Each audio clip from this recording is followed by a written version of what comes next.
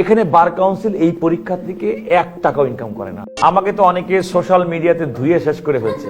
কারণ হচ্ছে কি যে এই যে প্রশ্নরা বিসিএস এর 300 টাকা কিংবা ইসের মধ্যেই করার পরে তো আমাদেরকে কেন অতিরিক্ত টাকা নেওয়া হয়, এটা নিয়ে আমি বার কাউন্সিলের বৈঠকে আপনারা কোনো সুযোগ পাইলে বার কাউন্সিলের মিটিংয়ে দেখবেন, এটা আমি প্রস্তাব করেছি এবং এটা নিয়ে আলোচনা হয়েছে। কিন্তু পরবর্তী দেখলাম আই গট মাইসেলফ রং। সেটা হচ্ছে যে এই যে খরচটা দেওয়া হয় বার কাউন্সিলের নিজস্ব কিন্তু কোনো সোর্স, আলাদা কোনো ফান্ডিং নাই। পরীক্ষার যে প্রক্রিয়া স্টুডেন্টের টাকা নিয়েই কিন্তু এটা দেওয়া হয়।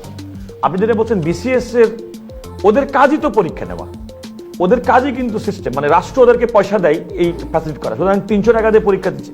কারণ দেখেন এই যে ঢাকা ইউনিভার্সিটির এই যে পরীক্ষা যে হল হলো, প্রত্যেকটা ছাত্র প্রতি প্রায় আমার এখন ঠিক মনে নাই 211 কিংবা 311 টাকা করে একজন স্টুডেন্ট প্রতি হল দিতে হয়েছে, ভাড়া দিতে হয়েছে। একটা যে কোনো স্ক্রিপ্ট আপনার 3 জন বিচারপতি দেখে, একটা script, first examiner, second examiner, third examiner পর্যন্ত। ধরেন এইটা একটা।